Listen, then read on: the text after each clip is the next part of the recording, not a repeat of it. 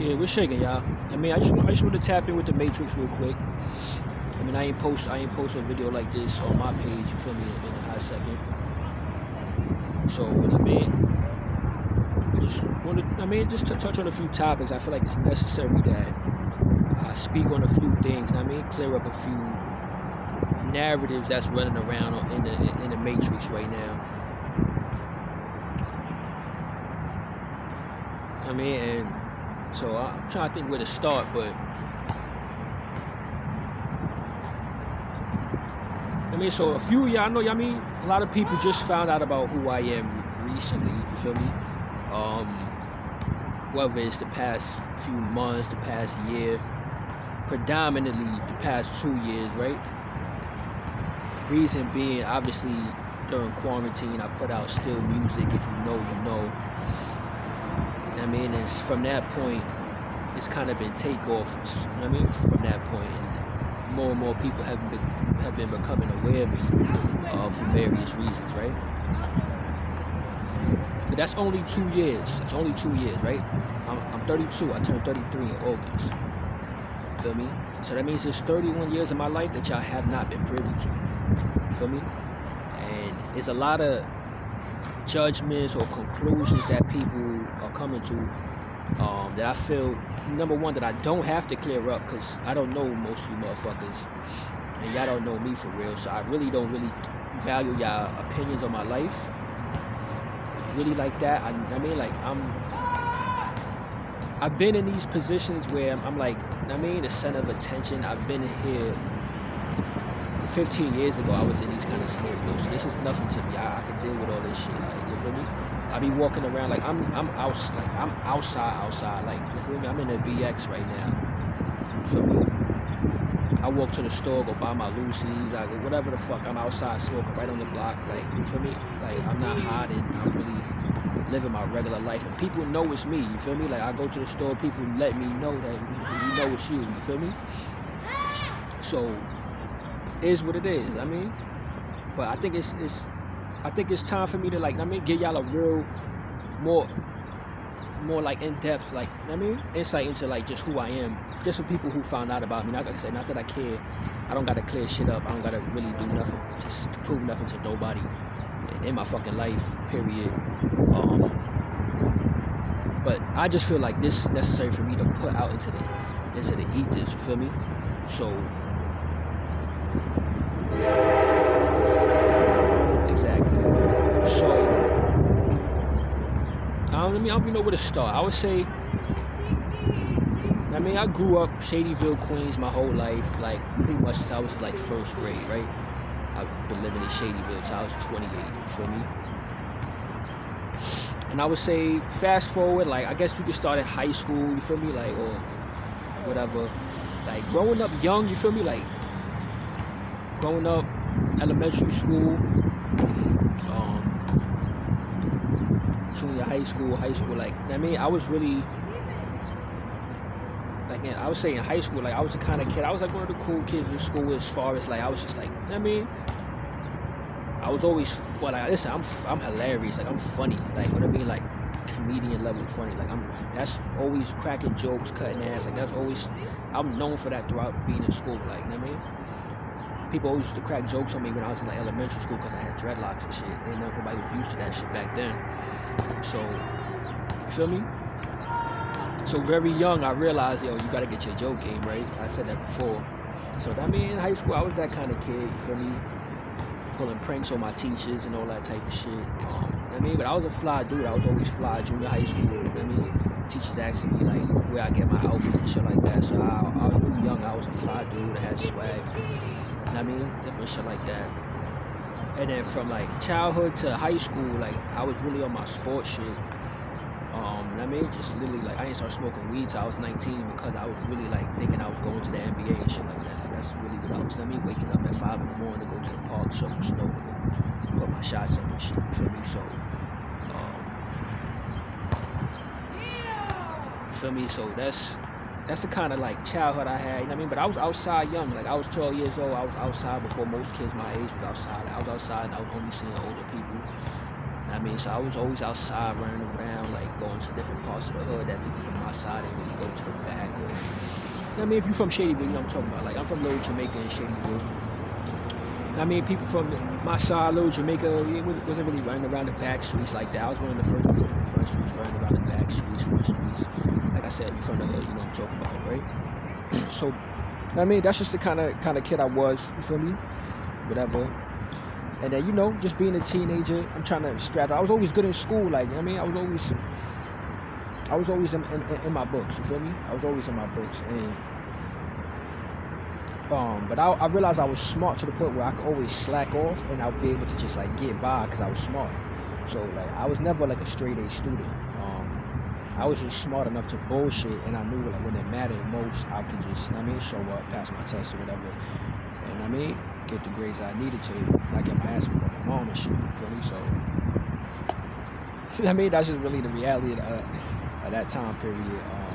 But yeah, you know, outside, mischievous, like, I mean, I wasn't on no crazy shit, but you know, getting into fights outside, like this and that, rest of the 16 bullshit, you know what I mean? Like, you know, different stuff like that, but I'm playing varsity basketball and, you know, summer New York City basketball, you know what I mean? I was playing Utopia Park, all that type of shit, you feel me? So,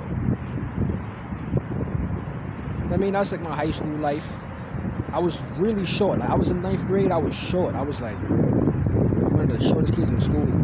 Junior high school, elementary school, and in like 9th grade. And then 10th grade, 11th grade, my junior year, I grew like 7 inches in 1 year. So then I went from being like a cute little boy to being a little more attracted to the girls, you feel me? So, boom.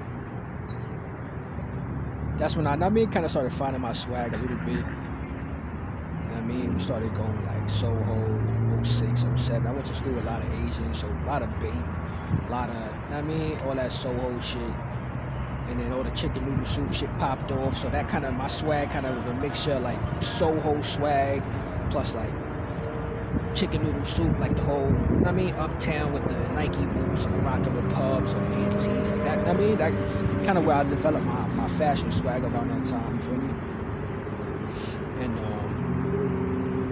so just kind of giving you a timeline. And like I said, I was mainly on my sports shit until I realized when I was 18, I finished high school, like, alright, this NBA shit is probably not gonna work.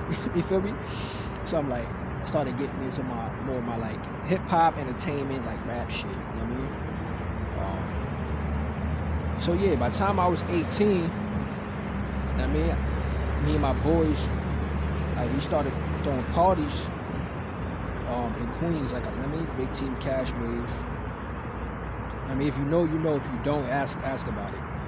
Like, we had some of the like most, like, literally probably one of the biggest events in New York City history. The Block is Hot. Back in like 2010, like literally the whole city came out. We had SWAT team, helicopters flying over the shit. The whole city came out. So this is when Twitter first popped off. So everybody was still outside. Like, you see how social media killed like social life before that? People were still outside, so it was still word of mouth. We still handing out flyers and all that shit, but then Twitter had just popped off, so that was a small community, so word spread fast. So we had that Block is Hot shit took off.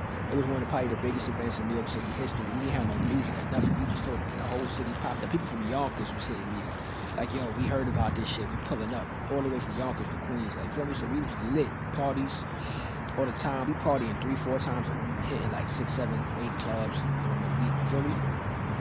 Get into shit. You already know how that go, nightlife shit. So we out here, we getting in it. We was with party promoters, we was getting into it with, that was our reputation. Like, we was the party promoters that we were getting shaken. So we got, we had the respect from the streets and all that too. So a lot of the street dudes started rolling with us at the same time. So that's when shit started to get, a little more, whatever. So that was like my 18, and 18, 19, 20. And it's interesting because like right around that time, we was moving around Team Cash shit, and then we started like just kind of collaborating with certain people, and just to kind of just show y'all, like, I'm talking about when I'm 18, 19, 20, 21, like, it's like over a decade ago, you feel me? We got so lit to the point where, you feel me, some people that was Team Cash started running with like Skull Gang, Jewels, you know what I'm talking about. Like, actually, Joel Santana know who Team Cash is. Because he was moving with a couple Team Cash niggas. Like, one of the niggas that started Team Cash as far as like, yo, we had another name, like, yo, fair, we need to change our name. And me and 3 of my other mans, we sat down there and niggas came up with Team Cash. And eventually, shit got so lit that niggas that was running with us, that was Team Cash, ended up connected with Skull Gang, Slow Bucks, all that. I mean, shady bullshit. So, I mean, there's videos, Skull Gang videos, where Joel's Dipset them is in the hood with the Phantom and all that shit, and they gotta call Team Cash like, yo, pull up, we need it. I mean, lit niggas in the video, put the hood on type shit. You feel me? So they know they had to call us 2 blocks away. Joel's video shoot, shit like that. So this is my life, like, by the time I was 21, we was already on that type of time, you feel me? So that's the trajectory my life was going until I went away to college. You feel me? Got accepted to UAlbany. So I'm like, I mean, so I left the hood, and that shit changed my life. You feel me? Because I would have been on a trajectory. I was just some hood shit, nightlife, entertainment shit, boom. Like the rest of my mans that didn't go to school, they kind of went that route, or they went some trap shit. Like most of the people I was around was either on some nightlife shit or some trap shit. You feel me? So I went away to school. That shit changed my whole life, and I really got to get in my professional bag. You feel me? So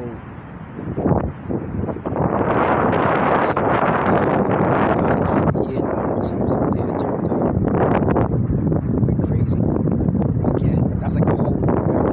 We still had, all my boys from the hood was coming up regular. Like, we had 10, 12 niggas on campus, 8 people, 7 people mobbing on campus. Like, so the wave was heavy on campus. Everybody from UA, salute, you already know what time it is. I fuck with y'all too, you feel me? Still. So, campus was crazy. Started a, student group called Yup. Young Urban Professionals, because I realized, like, just being away at school, I realized, like, yo, like, like, black people, like, there's always other people running our culture, you feel me? So I'm like, why are we not professional enough to, like, run our own shit, you feel me? Like, we have what it takes, and we have the culture, so if we professional enough to run it, and not do some shabby shit, like, and really run a professional business, but it's our culture, you feel me? That's how we get to own our shit and everything, so that was my mentality while I started the student group. Long story short, we started to do shit on campus, you know what I mean? Using a newspaper for, like, some, recycling shit. We collaborated with a local school, then shit got a little deeper. Where, a cop got shot, a cop shot a 16-year-old in Albany, you feel me? And they tried to cover the cameras up and shit like that. So, somehow just through our campus, how shit was popping off, like, this is like off-campus shit just in the city of Albany. People caught wind of what we was doing and invited us down to this whole, like, city meeting with, like, politicians. It was Black Panthers was in the building, you feel me? And a whole protest march we did for that whole situation. So that was like the first, like, I would say, like, activism kind of thing that we did. Boom. A few more things on campus, just like, student group shit, professionalism, like resume building, all this other shit, we designed a varsity jacket from school, shit like that. Got the license and everything. Did a mixtape on campus when I graduated, but the shit was still running on campus. We did a mixtape with 7 other rappers. I was one of them. That mixtape, Volume 1. But I had graduated, went back to the city, and I kept the Yup shit popping on, like, some non-profit shit outside of school. So we started collaborating with different organizations in the city, like Public Color, painting schools, teaching the kids, like, how to build their resumes, making them make, like, fake business cards and shit, while we painting the school, bringing some life to the school. At the same time, teaching the kids about professionalism and shit. We did that, like, probably about a dozen times. A bunch of different schools around the city that's still, that shit is still up there. And a couple car washes in Harlem we did, charity car washes and shit. So, that whole era with Yup, that ran from, like, 2010 to, like, 13. Everybody kind of graduated school, and then, whatever. But I'm just trying. I mean, so the biggest thing we did, one of the biggest things we did was we built a park in Hempstead from scratch. Like it was created. I had already to go home and the mayor's office in Hempstead. I mean, so I'm sharing the stage. Me and my boy sharing the stage with the mayor and shit like that. I mean, talking about our nonprofit. I mean, so I'm just showing you the trajectory and just the resume. Because I mean, it's a lot of misconception of, oh shit, just got popping for me based on what's going on the fucking internet and social media and shit. But little do y'all know, it's been a lot of shit that, I mean, this is 15 years in the making. This shit ain't no 2-year overnight thing. So that's how I'm gonna clear this up and we gonna get to a point later on, you feel me? So, yeah, I mean, so we had Yup popping off. We did all of that. Then, I mean, by the time that era closed off, now I'm working regular jobs. Uptown, that's when I was working in Harlem, East Harlem, shout out to my whole, I mean, RBI Dream people that I fuck with, you already know what time it is. I was working in Park Chester, I was working in Highbridge, you feel me, salute to everybody from that era, you already know. I mean, so boom, I get fired from my job in Highbridge, and I was like, yo, fuck you. I was trying to get fired to get unemployment and shit, and I got fired. And then from that point on, I was like, yo, I'm gonna just do like independent contractor jobs and now start really building my career, I mean, with business and music.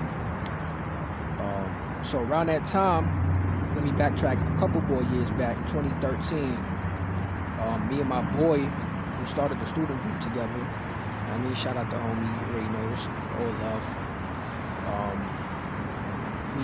I came up with an idea to do Black History Month jerseys for the NBA. I was just smoking weed and I was high and I was like, kind of like hallucinating a little bit. And I started seeing colors while I was watching the Knicks game. And I started seeing colors and shit on the orange part of the Knicks jersey. And I was like, yo, that shit look like kente cloth a little bit. And then it just like epiphany just dropped in my head from the universe. Like, oh, Black History Month jersey. And then I kind of developed the concept to dedicate, a jersey from everybody. Basically, every team in the NBA, each team is dedicated to a person either relevant to the city or to the name of the team. And we designed every jersey with kente cloth, or some African tribal print. It's been out, 2013 we started that. Started a campaign, started a petition online, but long story short, the ball got rolling.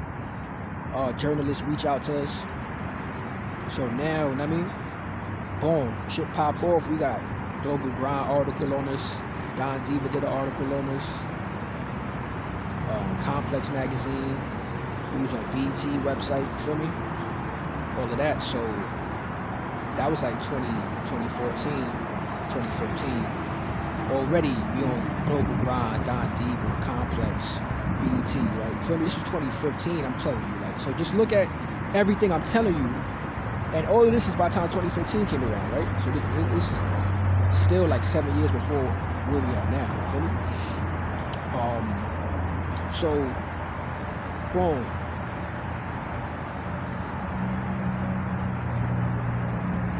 So we pop off with the jerseys. Long story short, I was still working at Highbridge at the time. Boom. We had a trip. We had to take the kids to, I was working like an after school program at Highbridge. We had to take the kids to Barclays Center for, whatever, some trip, whatever circus shit.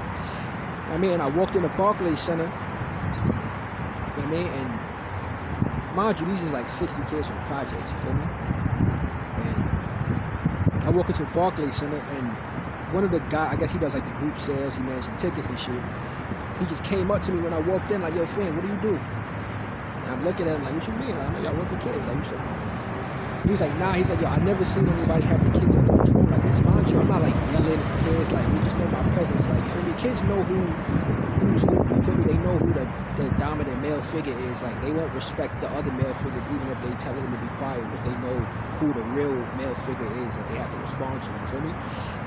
So the kids would be like in the center, yelling, going crazy, everybody yelling, telling them to be quiet. I just gotta walk in the room, I don't gotta say nothing, I just walk in the room, boom, everybody get quiet. That's the kind of, how I am with the youth now, you feel me? So, boom. Barclays Center, dude come up to me like, I've never seen anybody have kids like under control like this, you feel me? And then, what are you doing? I was like, yeah, I told him, I'm me? It was funny you asked though, because I actually had these jerseys. Feel me? So long story short, ended up getting a meeting with the Brooklyn Nets.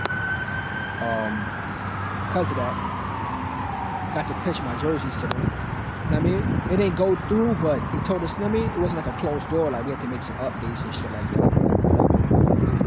Boom. Now I'm working in Highbridge again. Still, long story short, my boss at the time, Christina Fulton, had another boss over her, Eddie Silverio, who had a connection in the NBA head office. You feel me?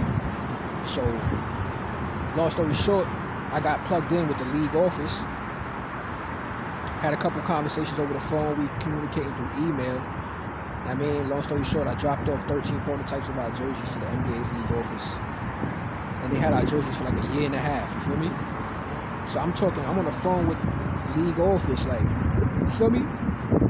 Emails, talking on the phone, like, with the league office, Scott LaRock, all type of names. I'm not even gonna say the person name. It's not even his name. I'm not gonna say the person name I was connected to, but these are the kind of names that I know from the league, like, you feel me? That I was directly communicating with. This is when I'm 25. You feel me? 7 years ago. Just to show you the levels of how I'm reaching, and we doing this with no money. We got no funding. I'm working a part-time job. You feel me? And look at the levels I'm getting to. We get into Complex, BT, Don Diva, Global Grind. We on Channel 12 News for the Park. We in Albany newspaper. You feel me? Now I'm having meetings with the Nets, meetings with NBA league office. They got our 13 of our prototypes for a year and a half before they turned the idea down. You feel me? So just look at the trajectory of where my career is going by the time I'm 25, fam. You feel me? Boom. So that's 25. NBA, that was like the pinnacle right there as far as 25 with the NBA jerseys. Boom. The NBA ended up turning it down, but you see they ended up using like some Black History shit kind of later on, right? They kind of took our idea a little bit. We're gonna address that in the future though, don't worry. So boom. So right there, I realized, I was destined to do some league sports shit. Like that's where I was really tapping into that at that point. You feel me? And this is a lot of shit y'all don't know, because this is shit I don't post on the internet. But this is shit that was years ago. Like I said, 7 years ago. And even when it was happening, I still didn't post it on the internet until years later. That we had got to that point. You feel me? So boom, that's 25. So that would be like 2014, right? 89, 25, yeah, 2014, 2015, 25, 26, around that age. So then, boom, after that fell through. 1 second.